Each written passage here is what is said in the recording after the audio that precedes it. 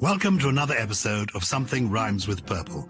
This is where Susie, Dent and I gather once a week to talk about words, language, and particularly the origin of words. We're riding high this week, perhaps literally riding high. I'm riding high because, Susie, guess who I met this week? A wonderful lady called Jo Fairley, who many years ago, with her husband, founded a company called Green and Black's Chocolate. Oh, yes. I've heard of Jo Fairley just because, her name has stuck with me just because I adore that chocolate. Well, she's a brilliant person. She's a great entrepreneur. She was a journalist. She was the editor of Honey magazine, which I worked for a long, long time ago, and a remarkable and interesting individual. But the best thing I know about her is that she is a purple person. Oh, how amazing. Wasn't that fantastic? I said to her, "Oh, I love your chocolate." And she said to me, "I love Susie Dent. And I don't mind you either. I really am a purple person." That's fantastic news. Which is well, fantastic. Hello, Jo, if you're listening, and thank you for the chocolate. Yeah. Hello, everybody all over the world, because we have listeners literally all over the world. Though I've been thinking this past week about horse riding, which used, when I was a child, simply to be called riding. But now people say horse riding. That's because the other day we had in the United Kingdom the Cheltenham Festival, which is where horse racing goes on. And I come from a family where one of my sisters was fanatical about horses and riding horses. And I know a long time ago, in episode 30, which is an episode called Hadaway, we looked at some of the language of horse racing and some of the phrases that have come to us into the language from sport. So let's have a little test. See if anyone can remember, as you will know the answer because you gave us the answer first time round, Susie. To win hands down. That has a horse racing connection, doesn't it, as a phrase? It does. Yeah, shall I give you the answer? Give me the answer straight away. And if at home you think I know this because I've been listening since episode 30, feel pleased with yourself. Yes, to win hands down is essentially to have such a big lead in a horse race that you can afford to let the horse's head drop a bit, loosen the reins, and your hands are consequently down. So you're winning with your hands down at sort of a leisurely pace. Now, I remember when we first discussed this, I assumed the hands connection was to do with the height of horses because, curiously, horses are measured in hands. Yes, but I suppose no more curious than our measuring our height in feet. Oh, of course, hands and feet.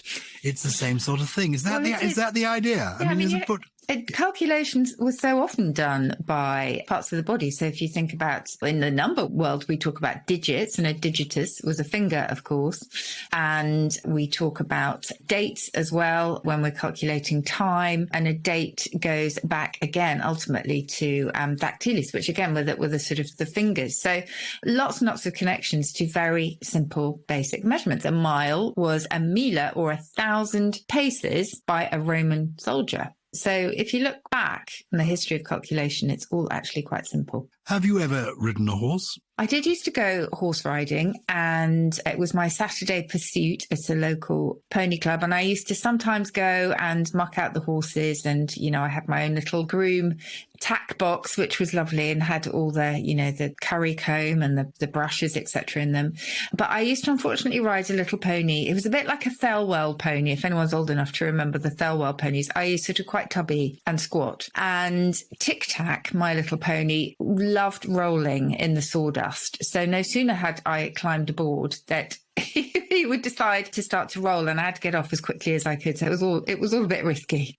I want to unpick some of that already. Norman Thelwell was a cartoonist who created these wonderful, mostly they were girls, young girls riding horses. And often the horses were rather stout and the girls were sort of being thrown about on top of them.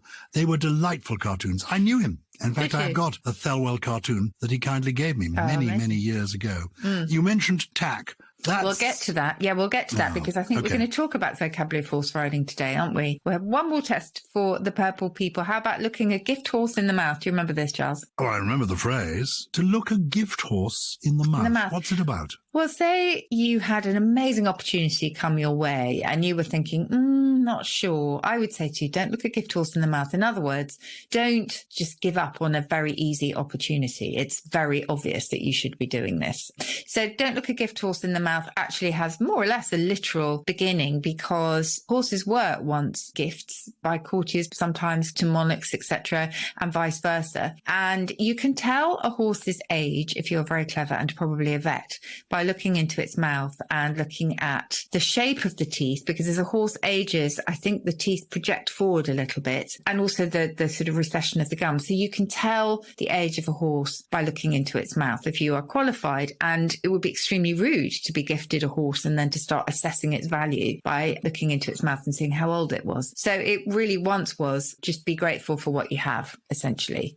And also that idea of the gum recession, of course, in an older horse will make the teeth look longer, and that is why we talk about being long in the tooth. Gosh, I don't look this gift horse in the mouth. I just accept the fact that I've got the world's leading lexicographer here, about to explain everything to me. So let's dive into the equine. Is it equine or equine world?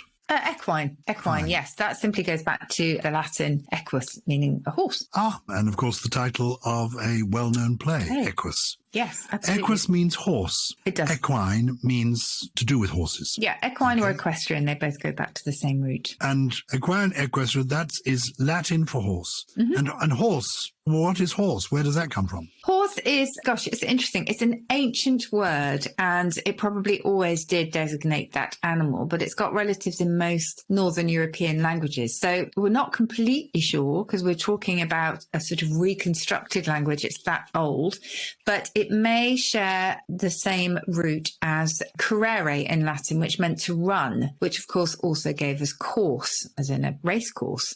It gave us courier. It gave us lots and lots of different words in English, but we think that's probably its family. But I think it always meant the animal that we think of today. Well, really, we've got our horses there. What's the difference between a horse and a pony? I mean, I know a pony is smaller. Is there an actual definition of when a pony ceases to be a pony and becomes a horse? That's a really good question, actually. I'm going to look up, as I always do. So a pony here, it says a horse of a small breed, especially one below 15 hands. Very good. So that's that. And then we'll get on to foals and various things later. I have occasionally ridden on a horse. And when I was small, I was obviously on a pony.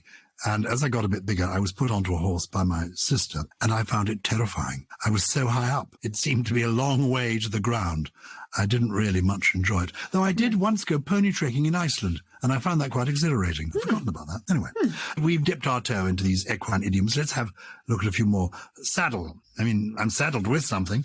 I'm saddled with you, but I like being saddled with you. What is the origin of the word saddle? And then why are we saddled with things? Because we're saddled with things, to start with that figurative application, because it's almost like we've got something sitting on us. You know, we're stuck with it. It's tied to us in some way, girthed to us in some way, I suppose. And saddle itself goes back to the Old English word saddle, which is linked to a German sattel, and ultimately it's probably all about sitting. Sitting. And were you taught because to be ladylike and ride side saddle? No, I never rode side saddle. I can't imagine that's very comfy for the horse either. But no, I was always astride.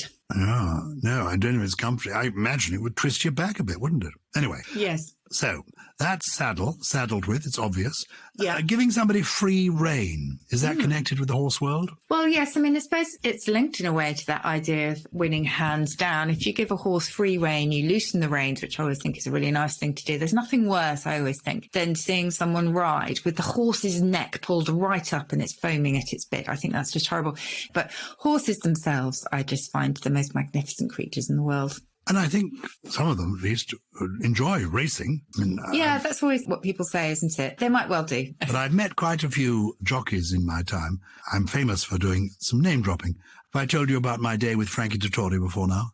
I think I probably have. Oh, is this to do with he just drank champagne? Yes, Did he it is. bathe in champagne? Is that right? It was extraordinary. It was in his kitchen. We were in his kitchen, and there was a wall that was like a refrigerator, glass fronted, but a wall just of champagne bottles. That was on one side of the room. On the other side of the room, he pressed a button and a wall disappeared. And behind the wall that disappeared was a long, narrow swimming pool. And in this swimming pool was a saddle, a mechanical saddle. That's right. That he sat on. Yeah. And it exercised him. It went up and down the pool with him riding this saddle. So that's how he lost weight. So he seemed to live entirely on champagne and in the swimming pool. Quite bizarre. I conflated the two and thought the swimming pool was full of champagne, but, you know, that would be the next one. I mean, he's won so many races because he gets the bit between the teeth. What is the bit? You've told us about the teeth, which reveal the age of the horse, but what is a bit and why is it so called? Yeah, do you know, this is why I love this podcast, because I never once considered why a horse's bit might be related to a bit of cheese. But actually, both senses do go back to the same idea of a mouthful and then a small amount.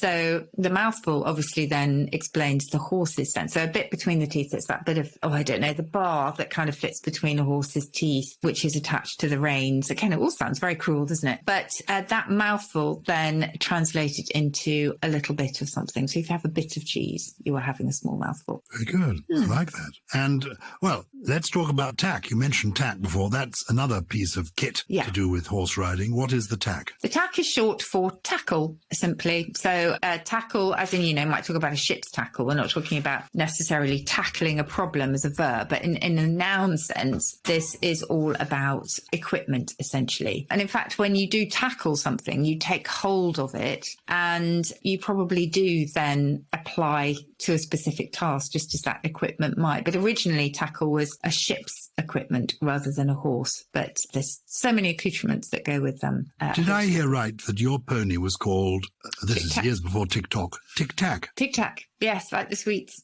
Oh, it's like the sweets. Yes. Very clever. It was very sweet. Did you spell the tack T-A-C or T-A-C-K? No, Tic Tac like the sweets. And I think I just felt deeply envious of my sister, who rode this beautiful piebald stallion, and we can talk about colours a bit later, but called Nevada. There was this kind of wonderful royal kind of creature. And I was on this little squat pony looking up or looking down because he was about to roll. But anyway, they were beautiful animals. My sister, who loved horses, I mean, her life was horses. I remember the 1950s when I was a very little boy.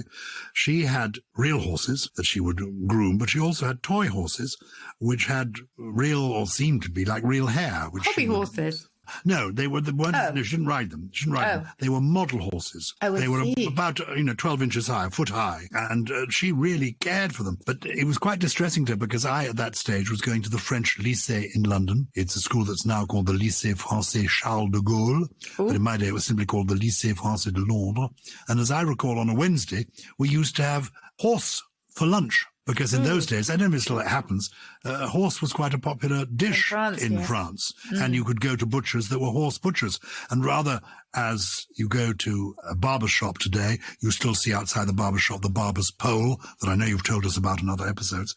Outside the horse butcher, there was a horse's head as a kind of symbol. Oh, gosh. And on Wednesdays, it was a dreadful lunch because we had a horse first and then we had dates. And I don't know which I disliked. Actually, the horse was not unpleasant to eat. The dates were awful. I don't know. Do the French still eat? Well, if there are any purple listeners in France, please let us know if the French still eat horse. And I don't know quite why we consider it unacceptable. The French considered it acceptable. There was that big scandal, wasn't there, when there was frozen horse meat found in burgers as opposed to beef. Do you remember? That was the huge scandal. I do, a few years ago. It does ring a bell. Yeah. Well, let's be more elegant. Let's think about the movement of horses. I know we talked about cantering before, and I got a faint folk memory. This is to do with going to Canterbury. It's to do with pilgrims taking the Pilgrim's Way to Canterbury. Is that right? Absolutely right. And you only have to think of Chaucer to know that these pilgrims would sort of converse along the way. They would go at a leisurely pace that became known as the Canterbury Trot. And canter is a shortening of Canterbury Trot. Canterbury Trot. Going back. Oh, that's wonderful. Well, you've mentioned trot. Let's deal with that now. Trot. Yes, nothing too interesting there. It simply goes back to an Old English word, which was ultimately Germanic, meaning exactly the same thing. But which means what? What does it actually mean? What is the speed? If you trot. Yeah. I would think it kind of looks slightly ungainly, particularly the rising trot. The rising trot, as it's just quite difficult to perfect. It's when the horse rider stands up in the stirrups, I think when the horse's haunch comes up. But it's a faster pace than a walk. The horse lifts each pair of legs diagonally, alternately. That's what the trot involves, really. But yeah, trottare, I think there was there in medieval Latin as well, but ultimately it goes back to a German word. Gallop is quite an interesting one because galloping was first known as walloping, believe it or not. And obviously we still have wallop to mean different things, but that was its first incarnation. And the first meaning of wallop was to gallop. So they're all related. And it seems there's something really gratifying, really, about the way that wallop sounds, that people have used it in very sort of lively ways and often to describe high speed. So we could be walloping rather than galloping these days. But it's interesting. We say wallop and we don't say gollop. We say gallop. Yes. And we don't say Yes. wallop. That's from the French. I think French did have wallopy, but they certainly had gallopy. So I think we're copying the French pronunciation with And gallop. when it comes to speed, the trot is the slowest, gallop is faster, canter is the fastest. Is that right? No, canter is faster than the trot, and then gallop is full speed ahead. Gallop is full stream ahead. Yes. While we're on trot, I must sing my song to you. Okay. Gig and pony, trotting along the way. Lady riding in a brand new hat, isn't it a lovely day? Do you recognize that? No, you wouldn't. Vaguely. Before your time, or maybe Okay. not totally before your time, there was a version done of Beatrix Potter's stories, turned into a musical version by David Croft, the man who later went on to create Dad's Army and all those wonderful television sitcoms. And anyway, as a child, I had that little record of that one. And so it stayed in my head. Gig and pony, Was it used in an along the ad? way. This is it's ringing bells, and it might maybe be, it was. but with a completely different. Cyril different words. Ornadell. Cyril Ornadell is the name of the composer. Isn't it funny? I haven't said it in years. These things are all lurking in the back of your No, mind. do you know what I'm thinking of? Love and marriage goes together like horse and carriage. Of That was course. the theme tune, wasn't it? Well, no, I think it's a slightly different tune, but it's the same idea, isn't okay, it? sorry. Like I don't know your one. Well, two words you've got to give us the origin of there before we come on to hack. Yes. Stirrups. You mentioned stirrups. Oh, yes. So stirrup's quite interesting. So it goes back to an Old English word, sty, meaning to climb, believe it or not. And then the rup is a version of rope. So the stirrups obviously attached to the saddle, maybe originally with rope, I'm not sure, but it was to climb by use of a rope, really, because you put your foot in the stirrup and use it to climb into the saddle. In the song, the pony is pulling a gig, which is yes. a sort of small carriage, yes. So many words for carriages, and they come up on Countdown, the show I work on all the time, fiacre and all that. We don't actually know where the gig comes from, weirdly. We think it may possibly go back to any kind of device that whirled was called a gig. So you have a whirly gig, don't you?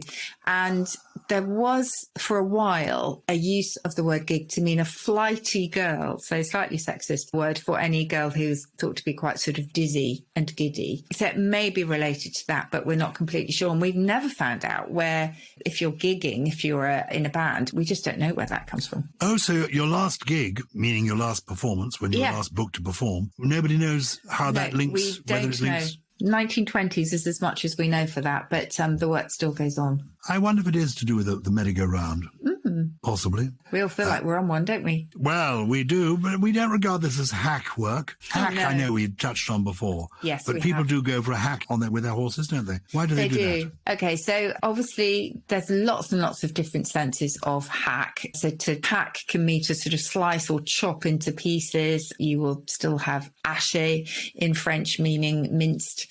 So that goes back to ancient times. But hack as in a horse. So first of all, a horse for everyday riding was a hack. So when you go out on a hack, you're going out for an everyday ride. But it essentially was one that was hired out a lot because it was multi-purpose. It was seen as, I mean, I hate to talk about horses as objects, but I guess that's how it was, in the olden days. And consequently, it became very tired and overworked. And it's a shortening of hackney. Hackney being in East London, where these horses were once pastured. Oh. That gave us the hackney carriage, which was originally a horse-drawn vehicle that was available for hire. That's why London's taxis are called hackney carriages. And this idea of tiredness and being overworked also gave us the journalistic hack. Someone who just spends a lot of time trudging out stories is the idea, although they themselves use that as a kind of modest label for themselves. But it also gave us hackneyed, something that's overused and unoriginal. So there's such a big thread there. Amazing thread. Would it link us to hacking as well? Having a hacking cough that gets you down? I think that may be the sort of rough or heavy blows, possibly. I imagine hacking cough. That's interesting. I'd not thought about that one before. Oh, I love it when I give something you haven't thought about before. It's so unusual. Yes. No, I like that. So I think if you're coughing or hacking away, I guess it's that idea of just really rough, quick chopping of your voice or your vocal cords in some way. I mentioned horse sense. What's the origin of that phrase? I have never, ever thought about it. So rather than look it up in the sort of current dictionary, because, that will simply tell us that it's common sense, I am going to tell you the first mention of it in the Oxford English Dictionary. I suspect that this is actually very old. And I love the idea that, we've gone from the hackney, this poor, tired, jaded, overworked horse, to one that is kind of robust and shrewd. Oh, here we go. 19th century, strong common sense. And yes, I don't quite know why horses have been credited with this, but I like the idea of it. Well, they're strong and they're reliable, aren't they? They are. Horse sense, just on all fours. Rumble gumption, as it was called. What was it called? Rumble gumption. I like that. Yes. I know that a male dog is a dog and a female dog is actually a bitch, though people refer to dogs generally, meaning both male and female. When it comes to horses, can you use the word horse to describe a female horse? Well, we talk about a mare, don't we? Which is simply a Germanic word. Again, nothing massively interesting to say there, but just a reminder that the mare of a nightmare was not a horse, actually. It goes back to a different word, meaning a sort of demon that would visit you at night and lay on your chest oppressively, if you remember that. Ooh. So the mare, you say, dismiss it as though it's not very interesting. Is it to do with motherhood? Is that the No, it's madre or no? No, it's simply a Germanic word that, I say not very interesting because it's always meant the same thing. So it doesn't really have an etymology that we can unpack. A filly is a female horse who's too young to be called a mare. Who decides when you're old? Now, you're old enough to be called a mare now, my little filly. I mean, that's funny. It's like adolescence for horses, female horses, is it? Yeah, I'm guessing that the age probably varies, but that word is Viking and it's related to the word foal. Again, one that's sort of quite little. A stallion is the male horse. Isn't it interesting that a sort of stallion has that kind of all those sort of male attributes of virility and strength and things? It kind of shows you just exactly what the archetypes have been for centuries. That's another Germanic word, and it's a relative of stall. And I can tell you... Relative of what? Stall, as in, and again, ancient root, this one, but it also gave us a stall, as in the stall in which a horse is kept. And you mentioned pony before, but believe it or not, pony is a relative of poultry, because they have the same starting point. So the Latin pullus meant a young animal, but was applied specifically to both young horses and young chickens. Oh. And that, if you're French, you will know, if you know French, you'll know that a poulain is a foal and a poule or poulet is a chicken. So they're related. Poulain, poulet. Yeah. Are donkeys types of horses? I never know this. So if you go back far enough, a donkey used to be an ass. So that was how it was seen. It's one of the great etymological mysteries, really. And we'll go back to that. The dictionary defines it as a domesticated hoofed mammal, i.e. an ungulate, of the horse family with long ears and a braying call. And then it also gives an ass. And if I look up ass, it is also an animal of the horse family, but it has typically smaller than a horse, has longer ears and a braying call, which obviously that pretty much sums up a donkey, doesn't it? So donkeys and asses are types of horse. Excellent. In a way, they were part of the same family. And originally, a donkey would have been pronounced like monkey. So it was a donkey, which means that some etymologists think that it might come from either the colour dun, which is a sort of brown colour, obviously, or from the man's name Duncan, because we have such a tradition of naming birds and animals after people, as in using first names to describe them. Goodness. So a dun-coloured horse could be the same dun as the beginning of donkey. Yes, possibly. A donkey originally. And that could come from the name Duncan, which is an ancient name. I think of it as a Scottish name. Yeah, I think it is probably a really old name. But, I've mentioned so many times that we use names like Robin Redbreast and Magpie, Mag short for Margaret, etc. So it's not uncommon for us to do this. My sister had a chestnut pony. I suppose it's simply called as a colour because it's the same colour as a chestnut. The same colour as the chestnut. Yeah, absolutely. Chestnut is such a beautiful, it's just got that sheen, really. Chestnut, if you remember, nothing to do with chests, goes back to a Greek word castagna, which meant the same thing. And it also gave us the castanets, which were either made from chestnut wood or were shaped like chestnuts. Oh, you know so much. You know about the word piebald? I think of some horses being piebald. That's a variety of colours, isn't it? Yeah, well, we've just mentioned the magpie, and actually the pie is relevant here because the magpie has black and white plumage. So I think of piebald as being black and white, and the bald bit doesn't mean no hair in the sense that we use it today, but it actually means streaked with white. It's an old use of that word. If you're listening to this and you're intrigued by the world of horses and the language of the world of horses and feel we haven't touched on things we should have done, please do feel free to get in touch with us. Also, if you happen to be from French cultural background and want to give us your favourite recipe for cheval haché, we are Oh, an equal... no, we are not come on. interested. You may not be interested. It could be tastier than you know. We have to reach out. We're inclusive. We don't mind. We may be veggies and vegans, but there are people out there still tucking into horse, kangaroo, you name it. Anyway, you can get in touch and tell us. I'm making very rude gestures, facial gestures over Zoom at this point. Get in touch with us at purple@somethingelse.com. Who has been in touch this week, Susie? Oh, it's my favourite bit. Well, Katie Bass, I think it's Bass or Bass, Katie will tell us, has a brilliant question. Hi, Susie and Gyles. My partner and I were discussing the word uncanny. Please could you tell us the origins of this word? It doesn't seem to be the opposite of the word canny, as in shrewd. Do they have the same root?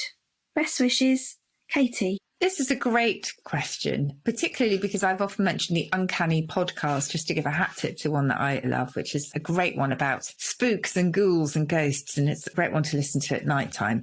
But essentially, it's as canny as a Scots word. I think most people would recognise that. So if someone is canny, they are shrewd and cautious, but also clever and nice and pleasant. It's got a whole range, a whole smorgasbord of positive meanings.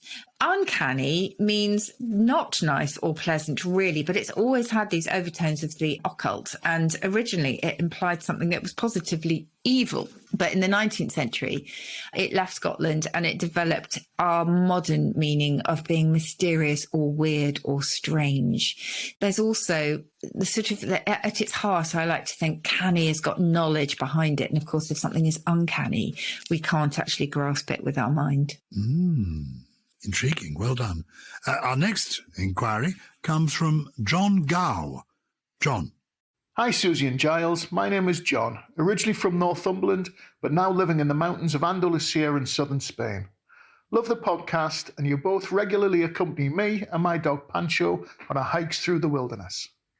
There's a phrase that I used to hear a lot in Northumberland, but I get strange looks when I use it elsewhere. It is fit as a lop, meaning someone who is in robust, good health. I presume it's a colloquial term for fit as a flea, but any light you can shine on it would be fantastic. Muchas gracias, John. Well, yes, John says he presumes it's a colloquial term for being as fit as a flea. And I guess if you're fit as a flea, that makes much more sense than fit as a fiddle, because no one quite knows. I mean, maybe it's to do with the way that a fiddler plays very, very quickly.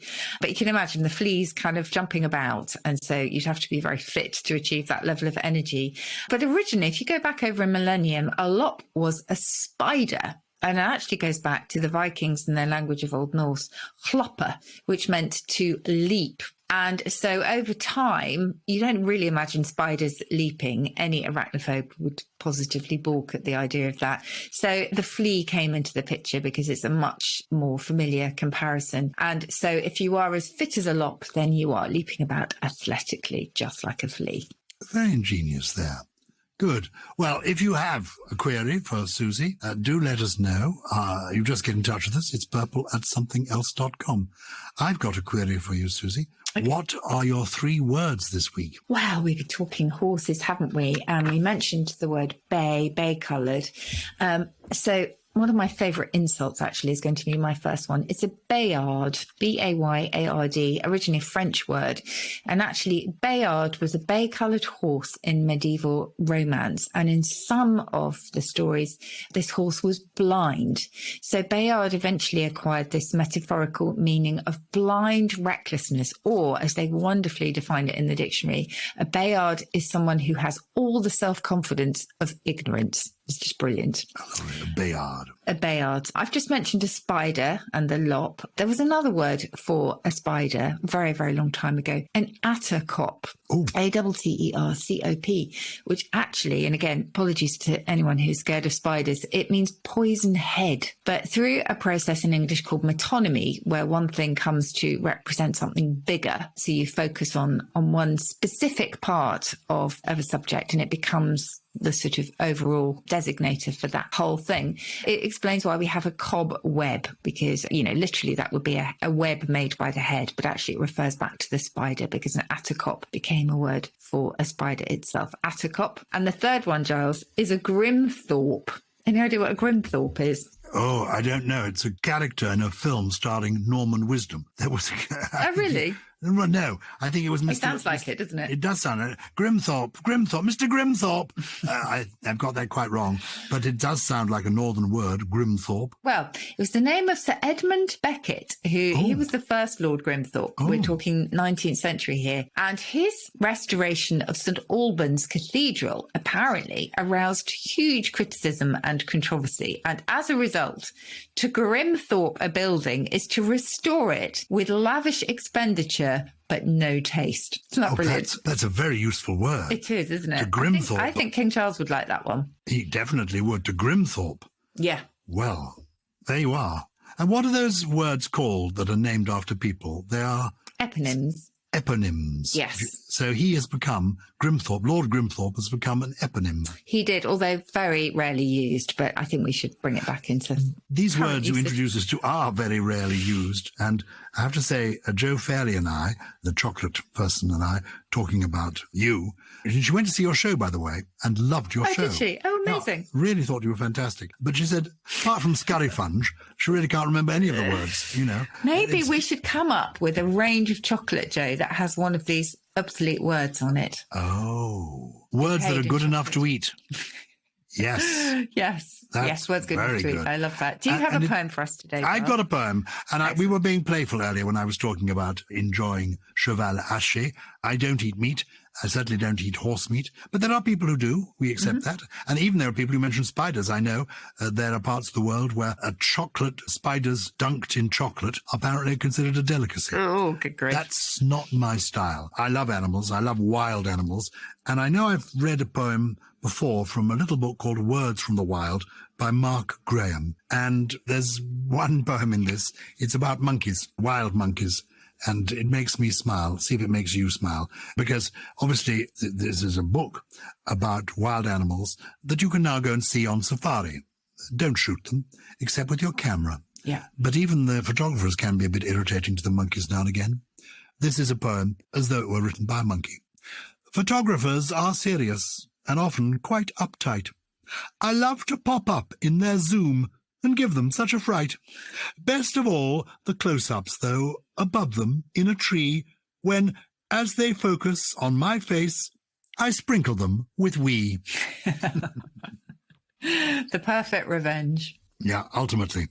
Well, if you want to get in touch, you know where to get in touch with us. If you enjoyed the show, please follow us on Apple Podcasts, Spotify, Stitcher, Amazon Music, all the rest, and spread the word. That's what we like, and come to see our show. And also, if you would like even more Purple, please do consider the Purple Plus Club, where you can listen ad-free and tune into exclusive bonus episodes on the subjects that we love. As always, Something Rhymes with Purple is a Something Else and Sony Music Entertainment production. It was produced by Harriet Wells and Naya Dio, with additional production from Chris Skinner, Ollie Wilson, Jen Mystery, Jay Beale, and he's back, Gyles. I'm not sure quite what he's done today. Well, no, he's done a lot. He's pressed the button that said start, and he's about to press the button that says stop. It's Gully.